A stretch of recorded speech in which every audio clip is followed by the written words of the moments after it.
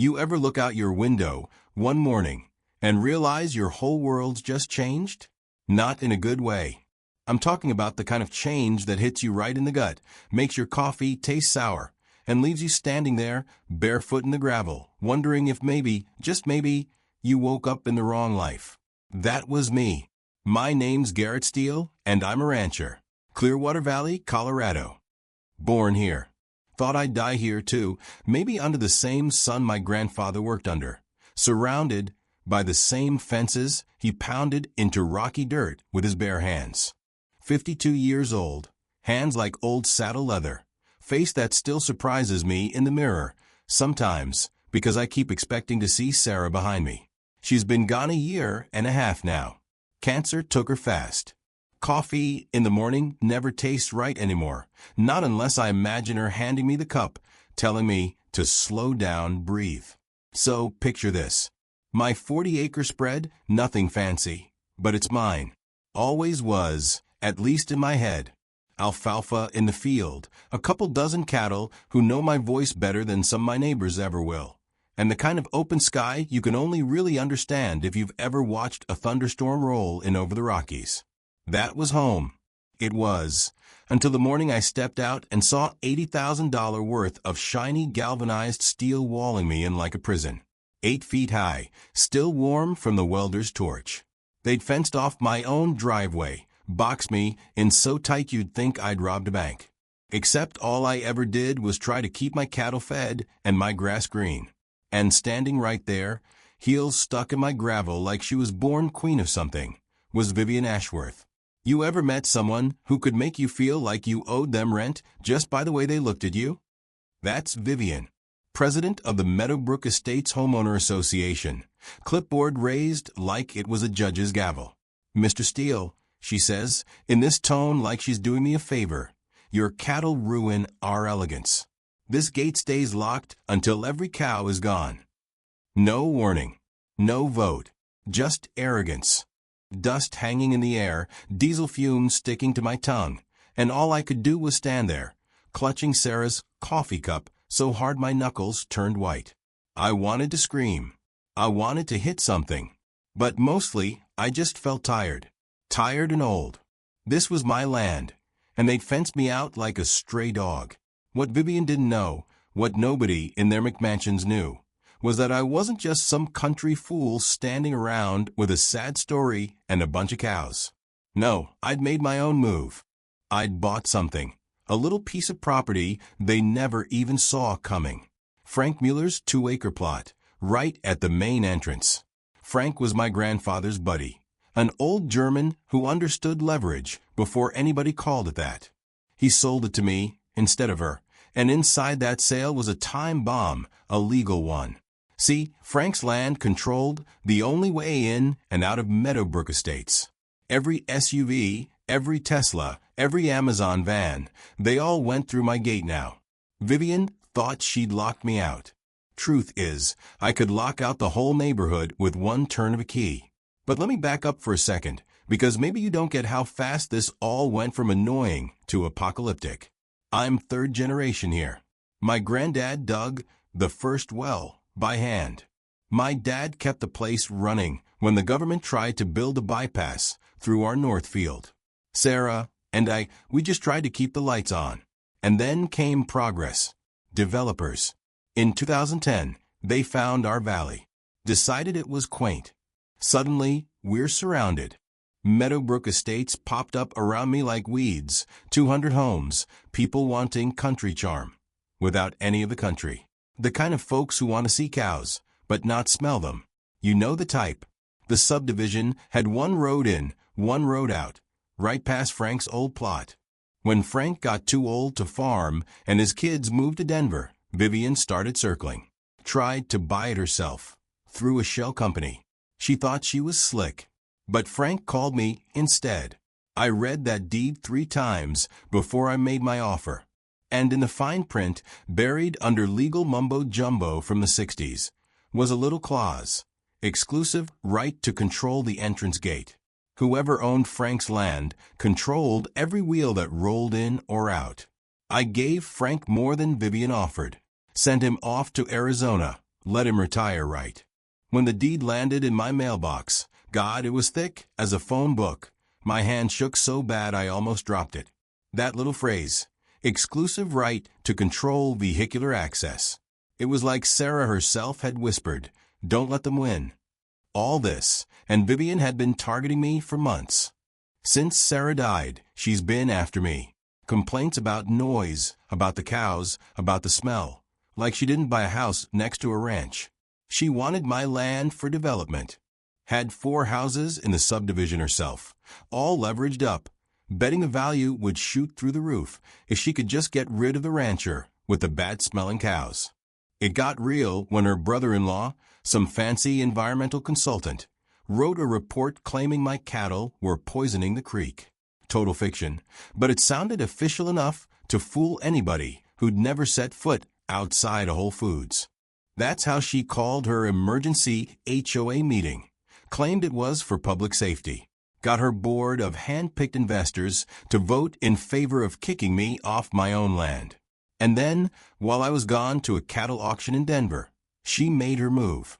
Hired contractors, rolled in with power tools and reams of paperwork, built that 8-foot wall across my driveway like I was an enemy army, came home and found Vivian standing there, clipboard and all, looking like Napoleon on the morning after Waterloo. But while she was busy pouring concrete, I was quietly waiting for my moment. She didn't celebrate long. 48 hours after the fence went up, she filed for an emergency injunction. Said my cows were an imminent threat to 200 families. The paperwork smelled like fear and fresh toner. Her secret weapon? Dr. Bradley Ashworth, another expert, who just happened to share her last name. His report, 20 pages of nonsense about E. coli and groundwater, hit the county desk faster than you could say conflict of interest. And just to make sure nobody missed the point, Vivian hired private security. 2 guys in tactical gear, patrolling my fence like they expected me to start lobbing Molotov cocktails. Miguel was the day shift guy, nice enough, just doing his job, but even he looked embarrassed. He told me, "Ms. Ashworth pays us overtime to document any suspicious agricultural activities." He shrugged, like what else could he do? I felt like I was living in a bad TV show. But it got worse. Social media exploded with hashtags, Meadowbrook Safety, Protect Our Families. Photos of my cattle drinking from the creek started circulating. Now suddenly, they were a health risk. Parents who used to buy my beef started whispering behind my back. Chatter at the bus stopped whenever I drove past. Even my vet, Dr. Morrison, said people were asking if my cows were dangerous. Then Channel 7 picked up the story. Ranch operation threatens suburban community, they said, as if I'd been plotting some kind of agricultural attack. Vivian gave interviews in front of my new steel fence, playing the part of concerned citizen, like she was auditioning for a soap opera. That's when I knew it was time to get serious. So, I made the courthouse basement my second home. The smell down there, old paper, dust, bad vending machine coffee, takes a while to get used to, but you do. I was looking for anything, any scrap of law that could help me fight back. Sarah used to say, "The devil's in the details, Garrett." She was right. Most folks never look past the first page of a contract, but I'd learned my lesson with her medical bills. The fine print is where the truth hides. I dug into the deed on Frank's land again. Turns out, easement law's a whole mess of landmines if you bother to read it. The original 1962 document was almost poetic in its simplicity. It gave the holder, now me, exclusive authority over gate mechanism operation, including access scheduling, maintenance protocols, and security procedures. Basically, every car, every pizza, every ambulance in Meadowbrook had to pass by my good graces. No key, no entry. That's a kind of power nobody expects a rancher to have. A little yellowed newspaper clipping in the file made me laugh. Subdivision uses cost-saving single-entrance design. The developer, all those years ago, bragged about how they saved 30% by only building one way in and out. Their shortcut was my secret weapon. Meanwhile, Vivian kept building her case. Every complaint, every fine, every official letter she filed was another brick in her own trap. She didn't realize the county only let Meadowbrook call itself rural residential because my ranch was still there. Without my cattle, they'd get rezoned as high density, and everyone's taxes would skyrocket 4 times as much. I called the assessor to check. He laughed, told me, "If you sell, those folks are in for a rude awakening." I almost felt bad for them. Almost. Miguel, Vivian's own security guy, started telling me things during his late-night patrols. She keeps asking about backup entrances, Mr. Steele. Driving around, looking at the property lines. I don't think she trusts the gate.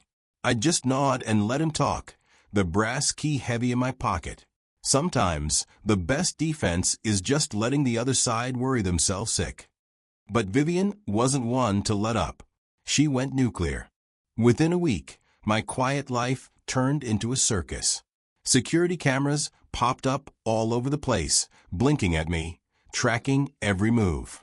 Even Rex, my border collie, started barking at them. Guess he thought they were mechanical coyotes or something.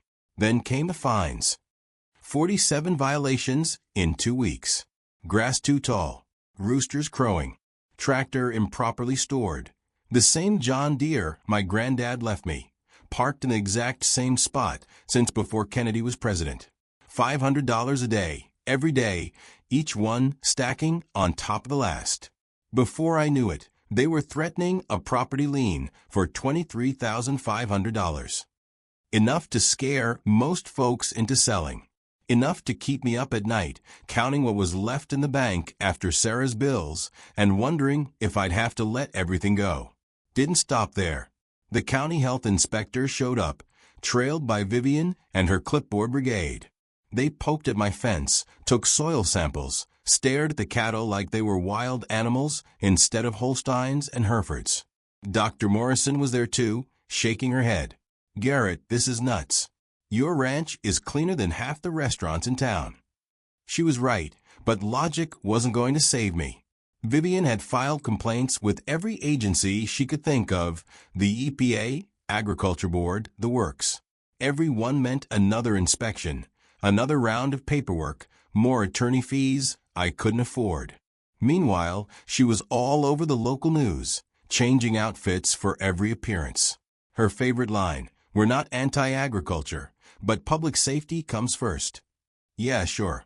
But sometimes all it takes is for the right person to notice a pattern. Miguel started reporting late-night reconnaissance missions, Vivian, driving around with blueprints on her dashboard, muttering about emergency exits and independent infrastructure. I realized then she wasn't just trying to get rid of me. She was terrified I might shut them all out. I spent late nights digging through traffic reports, county plans, fire department memos. Meadowbrook Estates only ever got approval because of that easement. There was no other legal way in or out, no backup for emergencies. Fire trucks, ambulances, postal trucks, everyone was at my mercy, and all because Frank Mueller refused to be pushed around 60 years ago. Vivian's detective found out I'd bought Frank's property, but missed the real kicker, the operational rights. She knew I was up to something, just not what. On the news, she stood in front of the Meadowbrook entrance sign, making speeches about not being intimidated by rural bullying. All the while, she was driving herself in circles, trying to find a way around the one thing she couldn't change. It got uglier. One morning, I found contractors digging trenches along the back fence. "Installing drainage," they said. Yeah, right. I knew a road crew when I saw one. Vivian was trying to build a secret back entrance, right through federally protected wetlands. No permits, nothing. That was her big move. This is where her fancy law degree did her in. Environmental law doesn't care about your shoes or your lawyer's hourly rate. I'd learned enough from Sarah's time with the Colorado Wildlife Federation to know who to call. One anonymous tip later, and the county inspector showed up. He shut them down in 2 hours, $47,000 in fines, wetlands destroyed, protected habitat trampled. Vivian's face when she got served was something I'll never forget. She didn't give up, just pivoted. Property liens on my ranch for $67,500 now. Lawyers filing for public nuisance to force a sale. Residents drove by at all hours, photographing everything, my cattle, my truck, even license plates of anyone who came to visit. I felt like I was living in East Germany. People crossed the street to avoid me. Jake at the feed store said the Meadowbrook folks were pressuring him to stop selling to me. The loneliness stung worse than the fines, honestly. Vivian's masterstroke? A website, Meadowbrook Community Safety Coalition. Professional photos, graphic design, the works. My fields labeled contamination source. Big red health hazard, warning on my family's ranch. The site had a countdown to the HOA's emergency meeting. Vote to eliminate agricultural threats. It felt like a firing squad was getting ready. I walked Frank's property that night, checking the gate. I found the old utility chamber he told me about, the manual override system. Just one brass key. Electronics were nice, but when they failed, it was always the old ways that saved you. I held that key in my hand, thought about Sarah, about my granddad, about all the people who came before me and didn't back down. I barely slept that night, turning things over in my head. I kept seeing Vivian's face, smug, entitled, convinced that she could buy, sue, or bully her way through anything. The thing about people like her is they always assume you'll fold first, that you'll get tired or scared or just give up. And I'll admit, there were moments I almost did. Those fines, the lawyers, the neighbors who looked right through me at the grocery store, it wears you down, makes you feel invisible in your own life. But I wasn't done yet. I spent the next week in my kitchen, papers spread out all over the table, building my own case. Martha, my attorney, dropped by with folders thick as bricks, every complaint, every fine, every inspection. Garrett, she said, pouring herself coffee and sounding more excited than I'd ever seen her. She's building our case for us. Every bogus violation is just more proof of harassment. Keep documenting everything. Trust me. Sometimes, the most powerful thing you can do is just keep showing up. Day after day, until the other side makes a mistake. And Vivian? She was about to make a big one. Her desperation was showing. Miguel told me she was out at midnight, measuring fences with a tape measure, checking Google Maps for alternate routes. She'd even hired private security to walk the perimeter, like I was planning a cattle-based jailbreak. I started noticing her board members getting twitchy, too. One, Tom Bradley, actually knocked on my door and asked if we could come to some arrangement. I laughed, told him it was above my pay grade. Meanwhile, the county started grumbling. Emergency services had filed complaints about the single entrance for years. Insurance companies called Meadowbrook Estates a high-risk property. One bad winter storm, one ambulance stuck behind a locked gate, and the whole place would go up in lawsuits. I dug through Frank's old files, looking for anything I'd missed. That's when I found the original maintenance logs, handwritten, neat as a pin, every gate adjustment recorded since '62. He'd even clipped in the county's old traffic study. Subdivision approved with single access, contingent on agricultural cooperation. If I ever sold or stopped ranching, Meadowbrook would lose its designation and get hit with a tax bill they'd never recover from. Sarah always said, "Let people learn by living with the consequences of their choices." It gave me an idea. Maybe it was time for a little hands-on education. The plan came together fast. Martha reached out to Channel 9, Sarah Tatum, an investigative reporter who'd made a name exposing HOA corruption. "This'll be huge," Tatum told me, her cameraman panning over the field as the sun came up. "Everyone's got a stake in stories like this: property rights, government overreach, community drama. Just let us know when the fireworks start." We coordinated with the county, emergency services, even the fire chief. I told them exactly what I was going to do. No surprises, no danger. Just a demonstration. Vivian's big meeting was set for Thursday night, 7 p.m. That afternoon, the brass key sat on my kitchen table, catching the light. I took a breath, felt Sarah's hand on my shoulder in memory, and headed down to the old gate. Rex, my collie, patted at my side, tongue out, like he knew something interesting was about to happen. The subdivision buzzed, cars streaming in, parents rushing kids to soccer. The usual chaos. I waited until the clock hit 6:30, then walked to the underground utility chamber, slid the cover aside, and fit the brass key into the mechanism. Turned it, clockwise. Just like Frank's note said. Nothing dramatic, no sirens, no alarms. The electric system just went quiet. The gate slid shut, locked in place. The override light blinking red. Within minutes, the traffic backup started. First a couple cars, then a line of SUVs and Teslas and minivans, stretching down the road.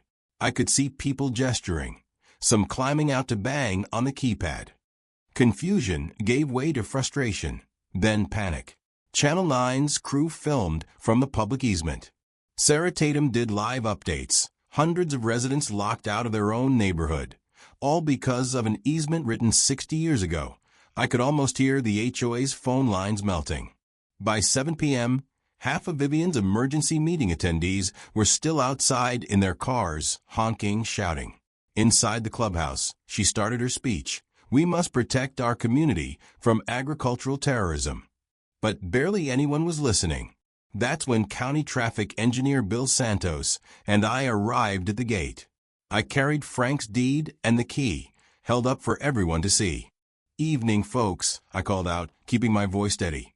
"I'm Garrett Steele, and this here is the legal right to control this gate. Your HOA's been harassing me for 3 months, ignoring property law, and putting everyone here at risk."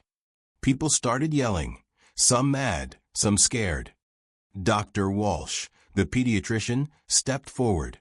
"You can't just lock us out, Mr. Steele. We have families, kids, work. This isn't fair." I nodded. "No, it isn't. But I didn't write the rules. Frank Mueller did, and your HOA president ignored them. All I've ever asked is to be treated like a neighbor, not the enemy." Bill Santos backed me up, explaining the easement to the crowd. Some folks got quiet. A few started muttering about Vivian. The panic faded into something closer to shame. At 7:20, I turned the key back. The gate powered up, swung open, and the line of trapped residents streamed inside. Not a word from Vivian. She'd lost control, and everyone saw it. But that wasn't the only surprise that night. You ever watch a bully get what's coming to them? Not in a movie, but in real life, with all the awkward silence and real consequences? That's what happened next. See, while the gate was still locked and Vivian was pacing around inside the clubhouse, clutching her folder of emergency powers and getting ready to make her big speech, Detective Ray Morrison, yeah, same Morrison as my vet, small town, walked right in with 2 federal agents. They didn't wait for introductions. "Vivian Ashworth," Detective Morrison announced, voice flat as gravel. "You're under arrest for mail tampering, environmental fraud, bribery, harassment, and conspiracy. You have the right to remain silent." The whole room froze. Someone dropped a pen. Vivian's face went sheet white. She tried to argue, tried to point at me, at Martha, at anybody. The federal guys just cuffed her and read her rights. It was over in 60 seconds.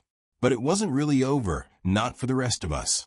They led Vivian out through the main doors, right past the crowd at the gate, past the folks in their cars who just spent the last hour stuck on the wrong side of her elegant subdivision. Some people clapped, a few took pictures, but mostly it was just quiet. The kind of quiet that hangs around after a big storm, when you realize how much got broken.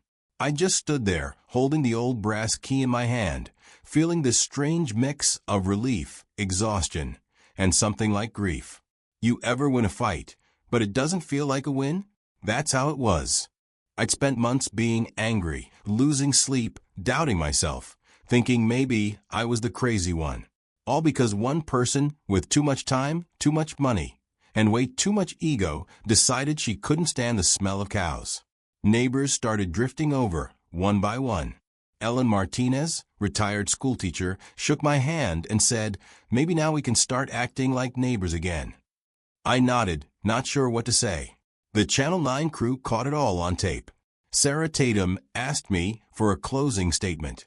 I looked into the camera and said the first thing that came to mind. Real power isn't about building higher fences. It's about who controls the gates. And gates work both ways. The words came out quiet, but I meant them.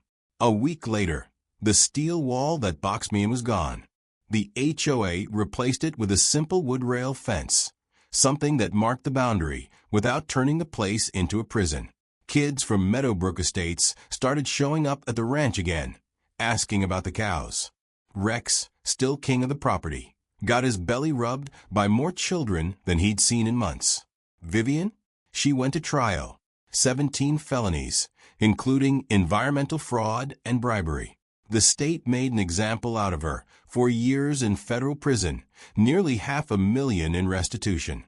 Her real estate holdings went up for auction. Funny thing is, some of those homes got sold to families who actually wanted to live next to a working ranch. Go figure. Ellen took over the HOA board, and her first act was to set up the Steel Ranch Agricultural Preserve. Guaranteed my land couldn't be harassed or developed over, not as long as there was a Steel still willing to wake up before dawn and check fences in the dark. They even brought the original brass key to the community center, put it on display with a plaque about heritage and cooperation. Martha and I laughed about that one. She said maybe next time they'd ask before trying to tear down a century of history. But the scars ran deep, even after the dust settled. Some folks kept their distance. Others apologized, awkward, stumbling, not really knowing what to say. The feed store started stocking my order again. Dr. Morrison moved her veterinary clinic out to the ranch. Said she liked the view better anyway. Rex adopted another collie as a sidekick. We called him Frank. The subdivision changed, too. The new board passed rules about transparency and respecting legacy agricultural operations. The county recognized the Steel Ranch as a historic site. We started offering school tours, kids learning about cattle, about water rights, about how easy it is to destroy trust, and how hard it is to rebuild. Channel 9's coverage won an award. State legislators passed something they called the Vivian Laws, meant to keep HOAs from abusing their power, at least in theory. Sarah Tatum dropped off a framed front page from the local paper. Gatekeeper, the headline read, with a photo of me and Rex by the fence. Never thought I'd see my name above the fold, but there it was. And yet I still wake up some mornings and listen for trouble. Still check the mailbox twice, watch strangers a little too closely. It takes time to unlearn fear, to let go of that edge. I miss Sarah Moore on those days. She'd know what to say. People come and go, Garrett, she'd remind me, but land remembers. You take care of it, it'll take care of you. The best part is, people remember what happened. At the first annual Heritage Gate Festival, kids lined up to take turns holding the brass key, parents snapped photos, and the whole valley came out to eat barbecue and talk about what makes a real community. Turns out, you don't need a wall to keep people out. Sometimes you just need a gate to remind them who holds the key and why it matters. 6 months after Vivian's empire fell, life had settled into a new rhythm. I wouldn't call it peace, too much had changed for that, but there was a kind of stillness I hadn't felt in years. The cattle moved freely again. The subdivision's kids waved at me when I drove past. Sometimes they even hopped the fence, the new wooden one, not that damn steel wall, and asked if they could help with chores. Miguel stopped by one afternoon, no longer in his private security uniform, just jeans and a Rockies ball cap. He thanked me for not blaming him for all those long nights patrolling my property. You did what you had to, I said, meaning it. He told me he'd started his own landscaping business, using lessons he picked up on my ranch. His daughter Sophia had just won scholarship, the first Sarah Steele Memorial Agricultural Scholarship, set up in memory of my wife. That one got to me. I had to turn away and wipe my eyes before he noticed. Dr. Morrison and I grew closer in those months. You know how it goes. One cup of coffee turns into two. Then she's staying to help bottle feed a calf. Then she's there when the morning light hits the kitchen window, just right. We got married that spring, under the cottonwoods, surrounded by neighbors and friends who'd learned something about what real community meant. The ranch itself started showing up in brochures about Clearwater Valley, historic working ranch, home to the Heritage Gate Festival. We built a new clinic for Dr. Morrison out by the main gate, where she saw both ranch animals and subdivision pets. The kids who came for tours always left with muddy boots and stories about Rex and Frank. Sometimes late at night, I'd catch myself smiling at the memory of their laughter echoing across the fields. Vivian's trial dragged on for months, but her fate was never in doubt. Turns out she'd used her schemes before 3 other neighborhoods, 3 other families run off their land. The prosecutors made sure she'd never do it again. Her restitution payments funded the restoration of the wetlands she'd tried to bulldoze. The new Clearwater Creek Habitat Recovery Project drew environmental students from the state university, and for the first time in years, I felt like the land was healing too. Some folks say revenge is sweet, but I don't know about that. Sure, there was a certain satisfaction in seeing justice done, but there was more satisfaction in seeing my neighbors finally understand the cost of arrogance. The kids who'd once crossed the street to avoid me now brought me cookies and invited me to school career day. The HOA's new rules protected not just my ranch, but every farmer and rancher in the county. Sarah Tatum's series on the whole mess made waves across the state. They passed new laws, real ones this time, about HOA transparency, about respecting easements, about not letting one person's grudge turn into a nightmare for a whole community. The Vivian laws are what they call them in the papers, though I prefer to think of them as insurance against future nonsense. Still, the thing that means the most to me is the key. Frank's old brass key sits on a shelf by my kitchen window, right where the morning sun catches it. It isn't a weapon anymore. It's a reminder that you have to know what you control, sure, but also what you're willing to let go. That sometimes the best revenge isn't locking people out. It's inviting them in and letting them see for themselves what you've been fighting for all along. I walk the fence lines most evenings, Rex and Frank trotting at my side. The grass is thick and green, the creek runs clear, and for the first time in a long while I feel like I can breathe. The land, the people, even the gate itself, all of it, finally working together instead of tearing each other apart. You ever hear someone say, "What's the move when someone tries to steal what's rightfully yours?" That question hit me in the gut all those nights I lay awake, staring at the ceiling, wondering if I was fighting for something already lost. The answer, I guess, is different for everyone. Some folks fight with fists, some with words, some with lawyers and legal tricks. Me? I learned that sometimes the move is patience. Sometimes it's just knowing what you really hold. People still ask about Vivian. Her name's a warning now, not just in Clearwater Valley, but in every small town where folks have to stand up for what's theirs. Her downfall was dramatic. Front page, headlines, news crews on the lawn. But for every Vivian, there are 100 quiet battles nobody ever sees. Battles over fences, over water, over what it means to belong somewhere, over who gets to decide who stays and who goes. That's why the Heritage Gate Festival means so much now. Last month, more than 2,000 people showed up. We had local food vendors, cattle roping for the kids, environmental science, students giving talks by the creek. The proceeds paid for new scholarships, for more habitat restoration. But what really made me proud was standing at the entrance and watching old neighbors and new arrivals laughing together, swapping stories about storms and harvests, and yes, even about that time the whole subdivision got locked out because of one stubborn rancher with a brass key. That key is still on my windowsill. It doesn't gleam like gold, but it catches the light just right on winter mornings. And when I see it, I remember Frank. I remember Sarah. I remember what it felt like to have everyone turn on you, and what it felt like to have them come back, one handshake at a time. I think about the look on Vivian's face when she finally realized the whole time, the months she'd spent making my life hell. I'd been holding the master key to her world, quietly, patiently, never needing to shout about it. She made herself the villain. Me, I just wanted to go back to being a neighbor. If you ask me, that's the best kind of justice. Not a clean win, not a fairy tale ending, but the kind that leaves scars and lessons both. The kind that turns a locked gate into a welcome sign. The kind that takes years to earn, and just a moment to lose if you forget what matters. What's the move when someone tries to steal what's yours? Stand your ground. Document everything. Know what you control. And when the time comes, don't fight just for yourself. Fight for the people who'll come after, for the land that remembers, for the stories you want your kids to tell when you're gone. If you made it this far, thanks for listening.